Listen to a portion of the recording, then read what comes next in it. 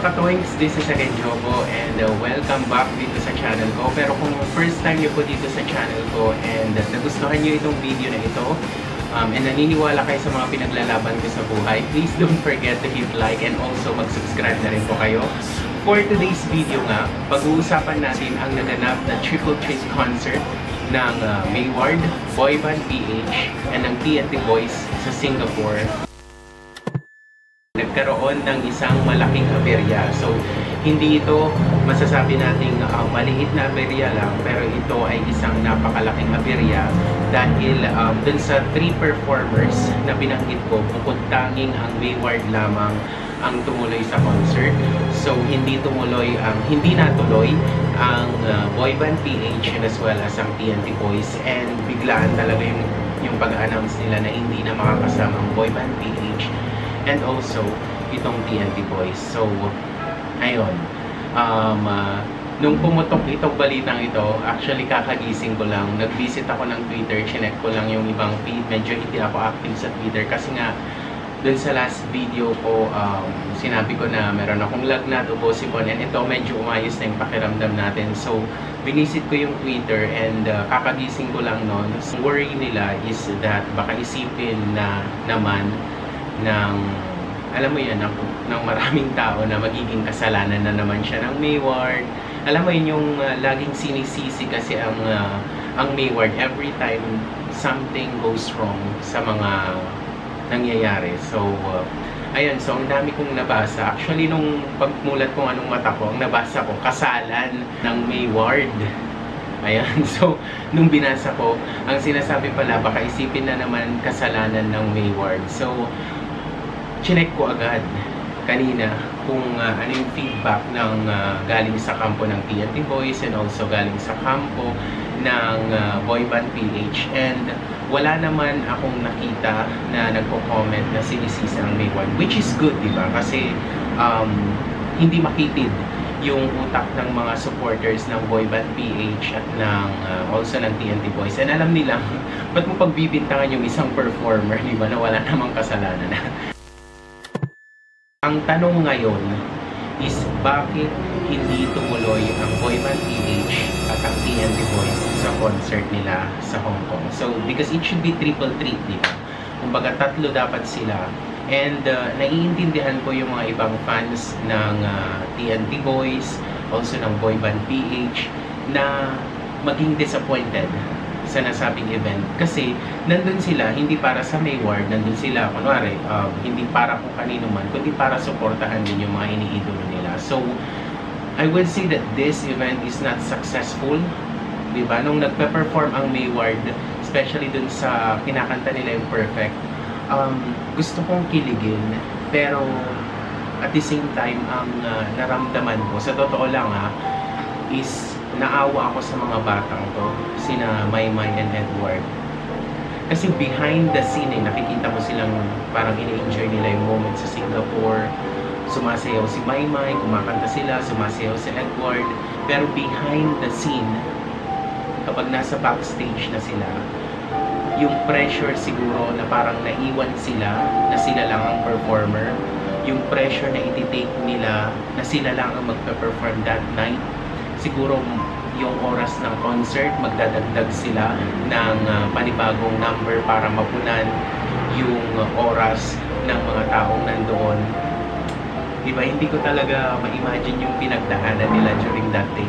Pero I would still salute talaga Mayward dahil binigay pa rin nila yung best nila. Kahit alam mo yung nararamdaman ko yung paano ko ba i-explain, no?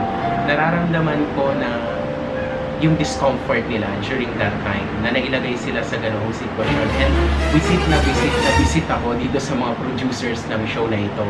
Because this is not the first time na magpo-produce sila ng concert. Nakapag-produce na sila ng concert ni Maha, nakapag-produce na sila ng concert ni Moira, not dito lang sa Philippines. So nakapag-produce na sila dito sa Philippines and even international. I think sa Singapore, this is not the first time that they are going to produce a concert. Pero bakit ngayon nangyayari ito, di ba? So, and sinearch ko yung Twitter account nila and hindi ko mahanap yung official Twitter account nila. I think naglabas na sila ng official statement about kung ano ang nangyari. Pero ang merong official statement ay ang TNT Boys at ang Boybandph. Ito, basahin natin yung official statement nila. Due to inconvenience and unsettled obligations of the show producers compromising the artist's welfare and safety, Boybandph and TNT Boys will no longer be part of Triple Treat Singapore scheduled today, August 26 at the Nexus Auditorium in Singapore. It is with deep regret that we have come to this situation, and we sincerely apologize for the inconvenience this may have caused. Please be advised that both Boybandph and TNT Boys are cutting any business relationships with Four Lights Entertainment Productions. Kindly direct all ticket concerns to them. Thank you very much, and rest assured that in time, the artist will go to Singapore to give the best possible entertainment. So medyo nakakakaba lang dun sa sinabi nila na meron niyang obligasyon na hindi na fulfill itong producers that may compromise yung welfare and safety ng mga performers. So ano yun? Kumbaga, safe yung dalawang group, yung Mayward, okay lang na hindi maging safe. So sana mas naging clear yung statement na ito ng Boybandph ng TNT Boys para hindi sila nagkaroon ng somewhat medyo hindi magandang impression para sa mga manonood din ng Mayward, because it would involve safety and welfare, diba? Sa Tagalog, kaligtasan. Ano bang Tagalog ng welfare? Welfare, kapakanan. Tama ba? Basta i-comment nyo na lang sa comment section down below. So, medyo mabibigat yung mga word na ginamit nila. And I think itong issue na ito is hindi lang siya simple issue. Kasi naglabas sila ng ganitong kabigat na statement that they are cutting their relationship with the producers. So, kapag kinat mo kasi yung relationship mo sa isang producer, diba? There's something big. Diba? There's a big issue kung bakit mo ginagawa ito. Diba? Kasi it's a business pa rin eh. At the end of the day, kailangan ng producer, kailangan ng project. So in the future, dun sa statement ng Boybandph at ng TNT Boys, hindi na sila gagawa ng project pa kasama itong producer na ito. So we can only assume na siguro nagka-problema sa pera. Kasi diba obligation yung minention doon. May mga nag-a-assume na it's about papers sa permit daw ng performer. Siguro kaya nakapag-perform ang Mayward dahil this is the third time na magbibisit na sila sa Singapore. So again, we can only assume, di ba, hindi natin ma-confirm hanggat hindi nagsasalita itong mga producer na ito na kung bakit, di ba, kung bakit ito nangyari. But based dun sa naging statement ng TNT Boys and Boybandph, they would no longer work with this particular producer. And sana pati Mayward, kasi nasasabi ko to siguro ngayon dahil naiinis ako sa nangyaring to. Kasi though hindi na blame ang Mayward sa nangyari, parang basta I don't know kung medyo invalid itong nararamdaman ko, pero naawa talaga ako sa kanila kasi they have to take that kind of burden, di ba? Na mapasaya yung mga tao, yung mga bisita nila, and at the same time nagkaroon ng napakalaking aberya. So this concert, I would say, is an epic fail. Hindi ito kasalanan ng Mayward, kasalanan ito ng producer kung ano man ang nangyari.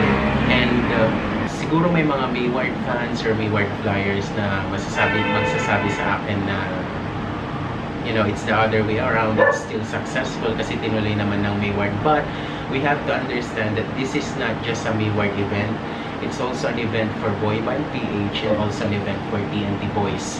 So ang measurement ng success dito is hindi lang yung napasaya yung mga Mayward flyers, pero yung mapasaya yung lahat ng kumuha ng ticket. Sana in the future magkaroon sila ng project, ang Boybandph and also ang TNT Boys, kasi gusto ko talaga makita yung collaboration ng TNT Boys and also especially yung collaboration ng TNT Boys at ni Maymay. Mag-perform sila siguro sa isang birit na production Diba? Doon ako na-excite talaga. So, ayan, nakapaglabas na tayo ng sama ng loob dito sa ginawang ito ng producer sa nilagay sa on the spot na nilagay sa ganong sitwasyon kasi ang Mayward. Doon ako naiinis na kumbaga pwede naman sanang maayos na lang yung concert, pero siguro hindi talaga may iwasan. Siguro hintayin na rin natin kung yung official statement ng event organizers and producers. Yun lang. Ayan, nakapaglabas na tayo ng sama ng loob sa nangyaring event. And yun lang. So, maraming salamat sa panonood ng video na ito hanggang sa dulo. Again, kung hindi pa po kayo nakakapag-subscribe dito sa channel ko, libre po yan, hindi lang po yung subscribe button. And also, kung nagustuhan nyo itong video na ito, i-click nyo lang yung like button. And kung meron po kayong komento dito sa naganap na Triple Hit concert, i-comment nyo lang sa comment section down below. Yun lang. Bye!